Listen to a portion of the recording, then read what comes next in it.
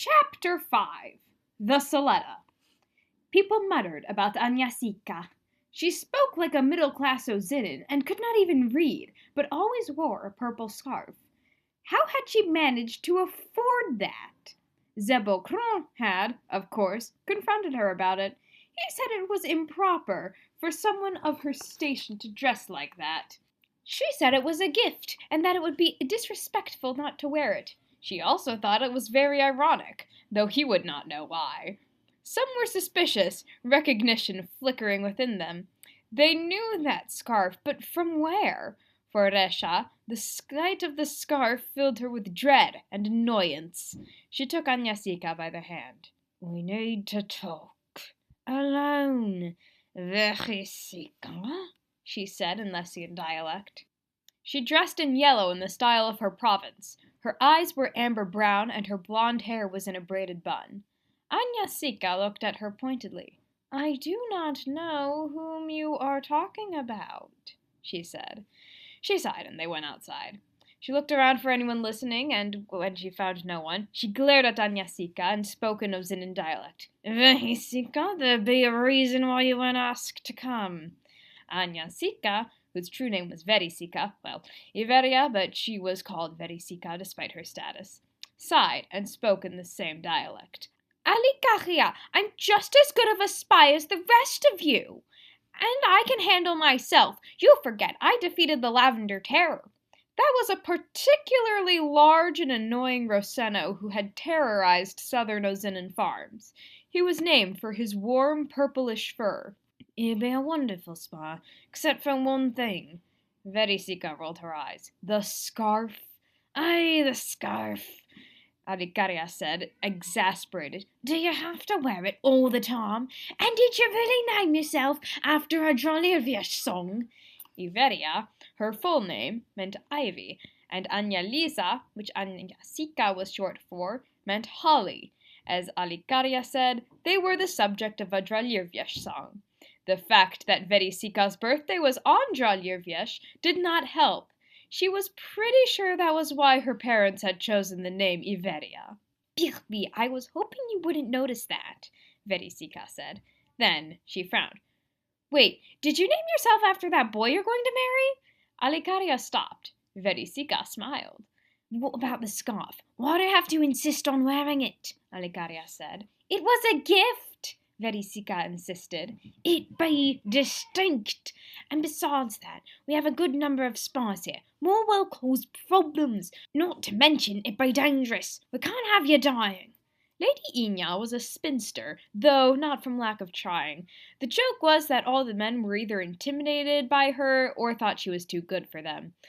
Lady Quinia appreciated the compliment in the latter case, but was annoyed that no one had ever agreed to marry her. Her late sister, Lady Luce, on the other hand, had married and had a daughter, who, like her mother, preferred a nickname, though, unlike her mother, did not use her title much either. Jarissa crossed her arms. "I'm so tired of people saying that. I can take care of myself. Everyone else can run off into danger, but I have to stay in Old Sillery just because I'm her niece." "You be her only heir, and even if you weren't, you know how much she hates putting people in danger. Not to mention, everyone knows it'd be bad to have too many spies," Alikaria said. The Soledi had been hit by two disasters, the Double War and the Great Jarissa War. The former had damaged their numbers, while the latter had nearly wiped them out and scattered the remainder across Quinia, including wiping out most of the Soledo noble houses, including two of the three great houses of Nale-Sombriere and Vieliriniso, though some of the surviving members of Soledo still bore their name.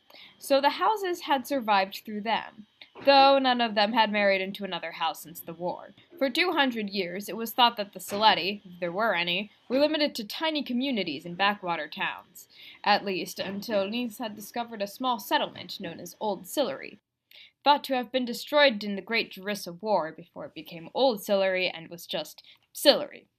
After defeating the Jarissa King and the Mad King of Riska, he helped Via Silenda rebuild their broken tribe, but their numbers remained small. "We had 2 spies. Now we have 3. That's not that many." Alikaria frowned. Jarissa tilted her head. "What is it?" "Oh, think there be others." Jarissa blinked. What? But Madhyanyasija only sent 2 here. Alicaria looked at her pointedly. He'll be here. She rolled her eyes. Yes, but surely not everyone's doing this too, right? Her frown deepened. It be not their presence that be suspicious, but their identity. Jarissa blinked. Who do you think they are? I be not sure, but I think one be Jarissa King and one be Menhocinho. She frowned. But Jarissa King hasn't been seen since the war started, and Menhocinho, well, the wedding. Several Soledi had disappeared when the war started, not thinking it was right for their tribe to be fighting the family they had served for a millennium. Some became royalists, others had just disappeared. Alicaria shuddered. Oh, the wedding. I don't even know what that was. Why would she do that? Why would she ever do something like that? She said in disbelief. To her sister, too.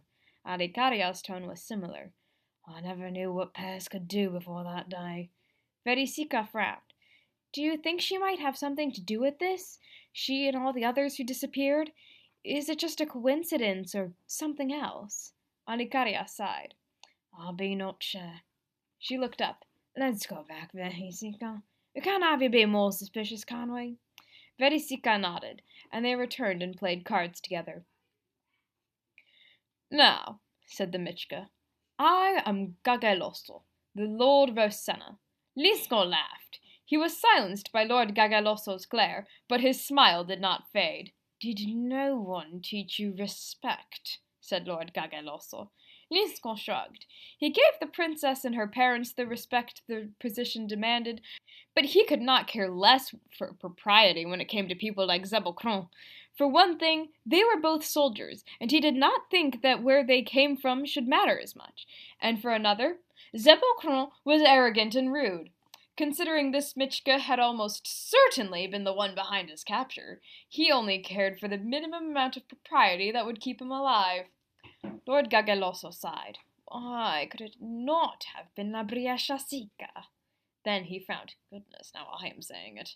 Linsco glared at him. He did not know whether the added diminutive to Briechas was because of her age, size, or just general disrespect to the monarchy.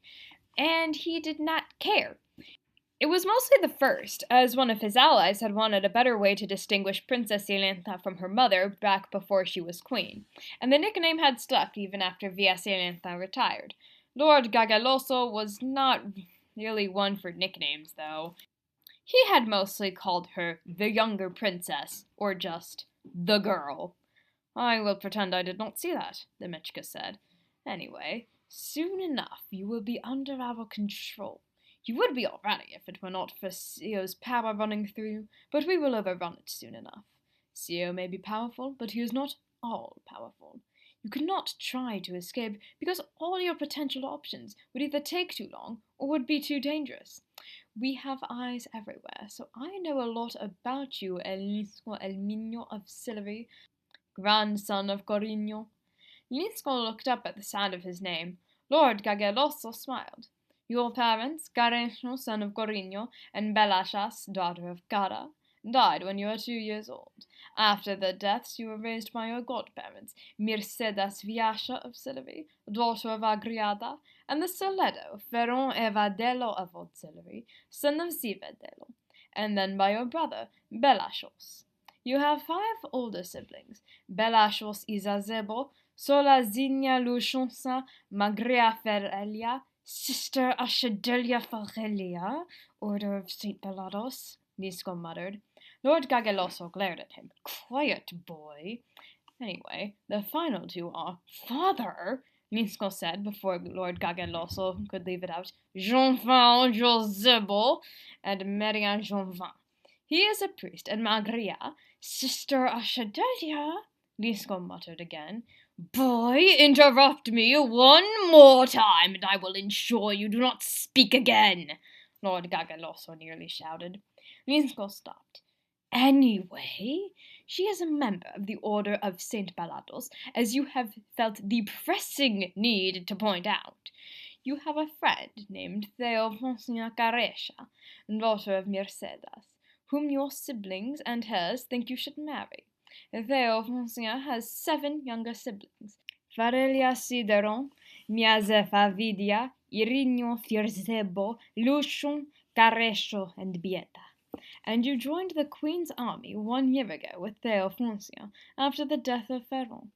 More importantly, I know that you are a good swordsman, have little practice with magic, and hold the Eshalaro Arresho.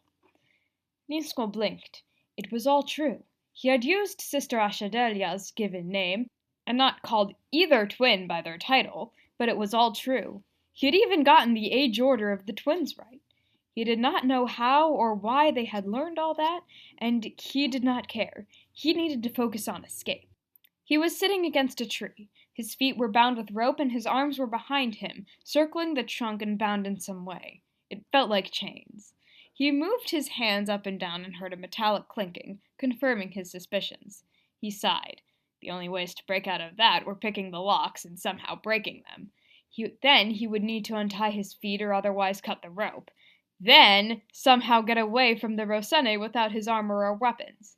He could summon Arcania, but its power to never run out of arrows did not always work, and it was said to never work when it was most needed.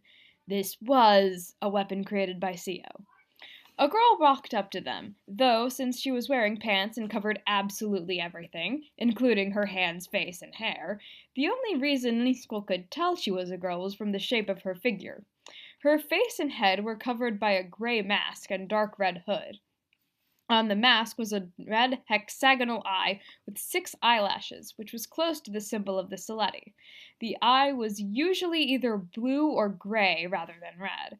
He wondered why the color was different. Other than that, she wore dark red and black Soledo armor, and had a sharp knife at her hip. She was tall, about a head taller than Linsco, but thin and wiry, though the way she stood let everyone know that she was someone who should not be angered. Linsco made a face at the sight of the symbol on her mask, thinking about all the things the Queen would be saying should she find out about this, and a little worried for his friend. "Good afternoon, Gaguelosso," the girl said. Lord Gaguelosso sighed. "Thefia, please call me Lord Gaguelosso in front of the prisoners at least. It gives some sense of dignity to that horrible name." Linsco frowned at her name. Thefia was literally just a feminine adjective meaning dark. It would be like naming someone happy. Of course, the other person there was named an augmentative of an infantile onomatopoeia. One of his brothers was also named an adjective, but Linsco did not know that. Thefia sighed. "Fawn! Lord Gaguelosso." She looked over at Linsco. "So the prisoner's finally woken up?" He nodded. "He has apparently decided to use the same strategy as Lucenson of the Sea." Princess Lucenson of the Sea was the princess in Jarissa at the time of Elo.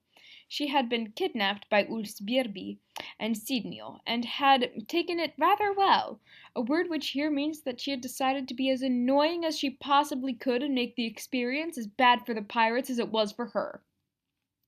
"I see." She glanced at Linsco, he assumed. "Where's the rest of him?" Linsco made an angry Linsco noise. Lord Gaguelosso glared at him. "Quiet." He looked back to Thefia. "Do not provoke him." Thefia laughed. "Oh no, I quite like it when they do this. It's so funny. It's like they think that yelling will get him anywhere. They're quite a bit more fun than the kind that just scream all the time, all quiet and scared, like the Soleda and the monk's boy. Well, unless it gets annoying. Again, like the monk's boy." She sighed and began to cut and knead a pear. "He's so picky." Linsco blinked. There were no more Sorode. How could they have Sorode prisoners? "Pedantic?" Lord Gaguelosso supplied. "Yes, I think the only conversations I've had with him are about what's a monk and what's a friar. I don't care. They're priests, and priests are spies, and that's all that matters." Linsco could almost hear the twins saying that actually not all monks or friars are priests. He also found it somewhat ironic that a Soleda would complain about spies. Lord Gaguelosso sighed. He was technically not a prisoner. "You know, I've threatened him for saying less," she said thoughtfully. He narrowed his eyes. I am not him. She looked up at him. Which is why I ain't threatening you. Her voice was calm. Then she looked at Linsco. I can't believe you fell for that trick with the pears, she said, laughing. I thought you'd just be confused long enough for us to grab you, but you actually tried to pick him up and break the pole. Linsco glared at her, his face burning. He sighed. So did you just come here to comment on the boy's size and your little trick, and complain about our provincial friend, or was there something else? She nodded, her tone becoming more serious. My scouts say that the Quinia, Linsco's grandson, and the daughter of Ferron are in the forest. Ethira's tone darkened a little when she mentioned Ferron. Then she laughed. Oh, they think that was a good idea! Hope fluttered in Linsco's chest. His friends were coming to rescue him. He just had to hope they could. Lord Gaguelosso nodded. Yes, it is quite foolish. But which one of Ferron's daughters? Theophonsia, Farelia, Miazefa, or Bieta? Ethira looked like she was rolling her eyes. The one who don't still live in Sillery, of course. I see. I will send a party. He called over a few Michki. La Bria Shasika is here. Find and capture her, and for goodness sake make sure she stays alive. He blinked, then sighed. Ethira laughed. I've corrupted you! Linsco cried out in protest, struggling against his bonds. He could not let them have Princess Silenda too. Again, Ethira laughed. Lord Gaguelosso glared at him. He pulled out a rag and stuffed it in the boy's mouth, then got another strip of fabric and tied it around his head. Linsco glared at him. I told you what would happen, boy, did I not? I didn't interrupt you, Linsco mumbled around the rag. He did not shout again, but he still struggled, much to Ethira's amusement. Lord Gaguelosso sighed and turned back to the Michki. Go. Yes, your Gaganis, one said. They left, with the little girl to show the way. Stop calling me that, Lord Gaguelosso growled. Linsco laughed, and Lord Gaguelosso glared at him. My goodness, said Thefia. You're probably the most fun prisoner we've had in a while, she sighed. I gotta go now, but I'll be back. She left to attend to her business. Linsco turned his thoughts back to escape. He did not know where he would get a lockpick, would not be able to see what he was doing, and, anyway, was not sure how to pick a lock. As for the other option, thanks to 17 years of having older siblings and 1 year of being around Zebocron, he was very aware of his physical shortcomings. He was certainly not strong enough to break it, but maybe he would be if he heated it enough. And then he could use the hot metal to burn through the ropes. He knew casting with just his hands was difficult, and even more since he was not able to move them much, but he did not have much of a choice. But when he was free, then what? His armor and weapons had been taken from him, and he did not know where they could be. Arcania and Sorenso were said to be able to return to their wielder if he called them, but Zio made them, so he did not think it would be a good idea to rely on that. Arcania was supposed to have infinite arrows, but again, it was Zio who made it, so it was unreliable. Sometimes an arrow appeared, sometimes it did not. Maybe it would work, or he would manage to find his sword. He was sure the chain was not iron, because while they did not want him using magic to escape, they were also trying to use magic on him. An iron chain would not just give him resistance to their magic, like the Ashalaro Arresho, but immunity. He suddenly wished it were iron. Then he would not have to learn what becoming a puppet through shadow magic felt like, or worse, water magic. Or as this particular use was sometimes called, blood magic. Though that was a bit confusing since there was another kind of magic called blood magic, often considered one of the darkest branches, though it could also be used for good. That kind of blood magic was physically painful, he had heard. Well, both kinds were, actually. The only problem with using fire magic was that he needed a heat source. He could not see any fire, and while it was summer, it was still early in the season. His only options were the heat of the sun and the heat of people around him. The second one was dangerous, though. He had heard stories of people who had frozen to death because they had used their own heat for fire magic. As for the first, he was not sure if there would be enough heat to melt his chains. With his nature as a Heidatling, it was easier for him to use magic, but he still needed a heat source. He still had to try, though. Linsco imagined the metal growing hotter, enough to soften and begin to melt. It was not too hard, but it felt like it was more difficult than it should be, and he did not want to think of why that could be. It could be that he had little experience with magic, or maybe it was because he could not see what he was doing, or maybe it was a sign that the magic was starting to work on him.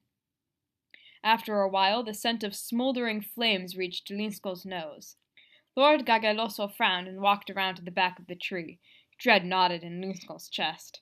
Lord Gaguelosso walked back a few seconds later, looking at Linsco coolly, then slapped him across the face. He had let his claws out, leaving scratches across the boy's cheek. Linsco gasped. His concentration broke, and the metal began to cool. Blood welled in the scratches, and he instinctively tried to raise a hand to his cheek. Luckily, they were not deep. Unluckily, Michka's scratches were good at getting infected. "Well, that was foolish of you," said Lord Gaguelosso. "You might have broken through eventually, but not before setting the tree, yourself, and probably the rest of the forest on fire. Accept it, boy. You cannot escape. There is nothing you can do to stop yourself from becoming our puppet. You will take control of your actions, and then we will—" Linsco leaned forward, eager to hear the plan that Lord Gaguelosso was about to reveal, but he stopped mid-sentence and smiled. "Well, look at that! I almost told you the plan. I will not, though. I will ensure that you know nothing until it is too late." Linsco glared at him, but that just seemed to amuse him more. He shook his head and resumed his work, though now trying to think of a less destructive way to do it. "And one more thing, boy," Lord Gaguelosso said. "Make too much trouble, and I will ensure you cannot try again."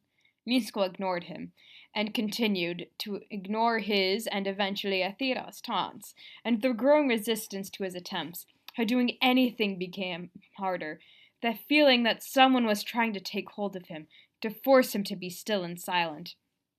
It took time, but eventually there was nothing he could do. Linsco sat there like an abandoned doll, his body limp and his mind blank, save for the remnants of his will, trapped but still fighting in vain for freedom. Lord Gaguelosso smiled. "Berachon?" "Yes, your Gaganis. He's ours," said the Rosena's mage. "His spirit strong, but arms stronger." Lord Gaguelosso sighed at the nickname, but smiled again. "Good. It will not be long now." The Michki eventually found the party and attacked, but were driven off. Unlike their last encounter with the Michki, no party members were lost. Instead, one was gained. During the battle, a boy with dirty blonde hair, wearing what looked like the Arderan version of the clothes of the Areshasiko, so what Eli had worn, joined them. "Elisio?" Thefia said hopefully. "Is that you? How'd you escape?" The boy blinked. "Who's that? I'm Menhocinho."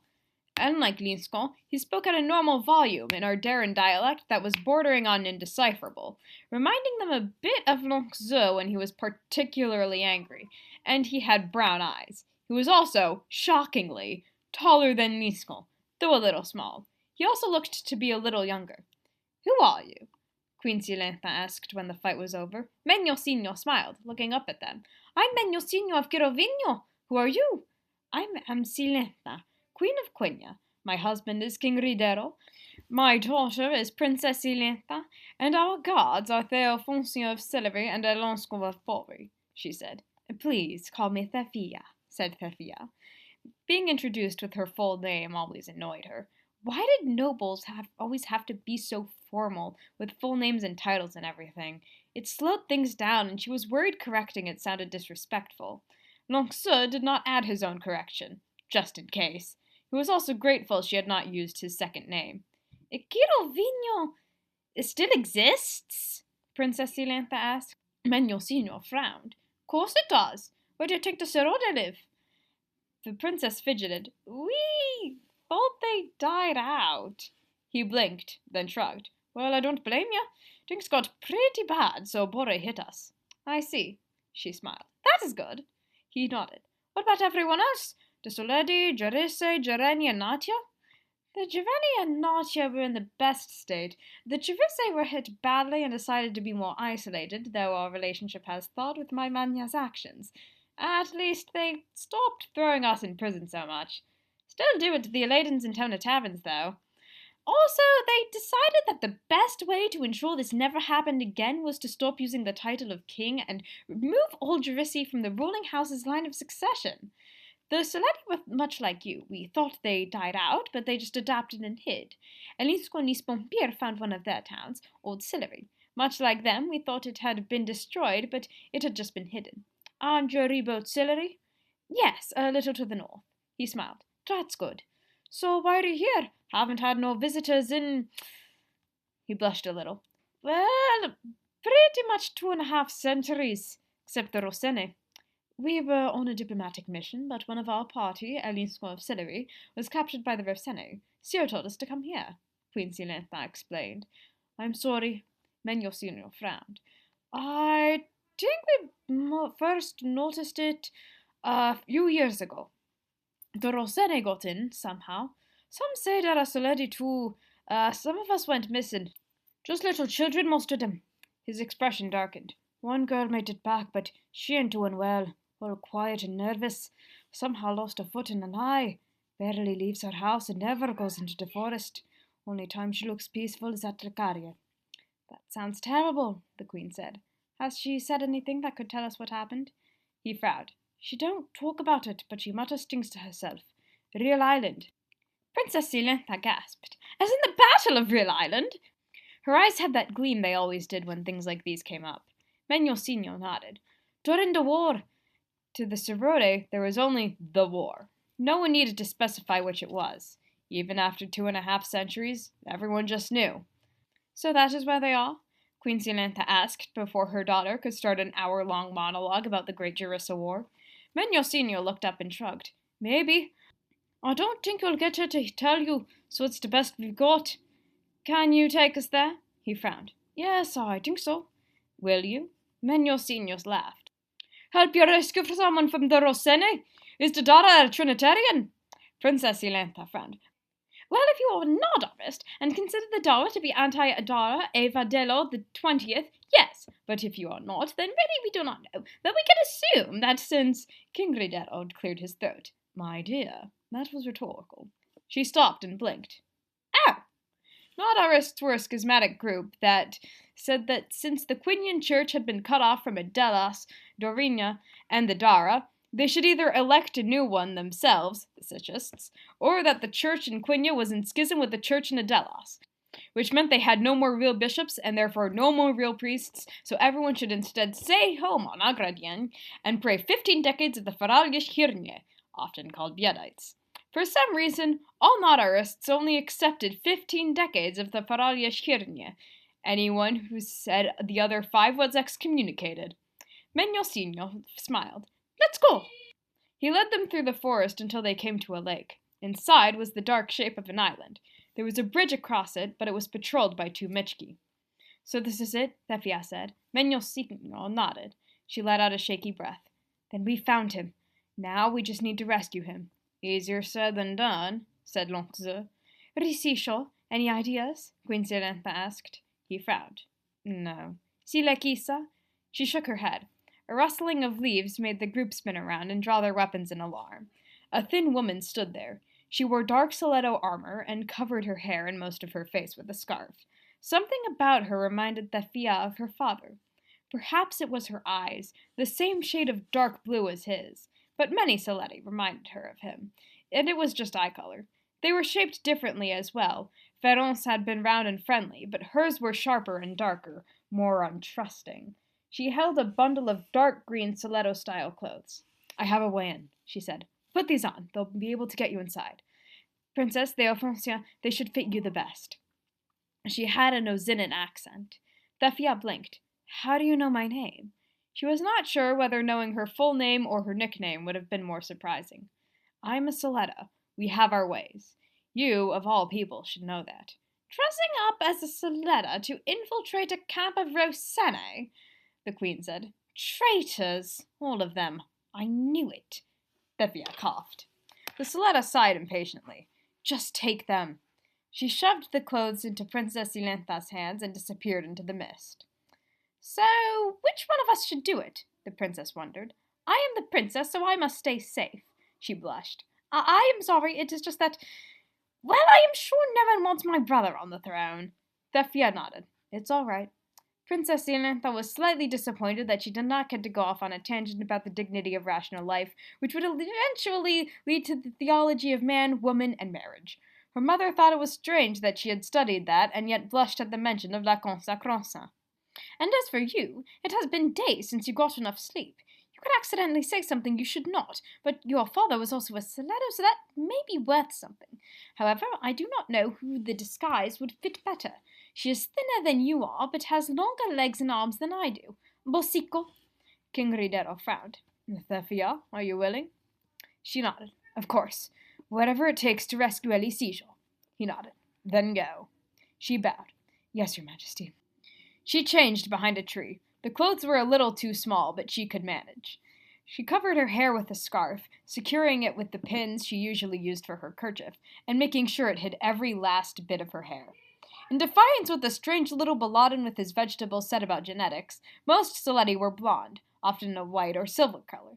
Thefia, with her mother's black hair, cut short after she tired of braids and pins when she became a soldier, would stick out. It would give them something to remember. Good luck, Thefia, said Linsco, hugging her. I'll be fine, Jarissa, she said. I promise. He rolled his eyes, but smiled. It's Jarissa.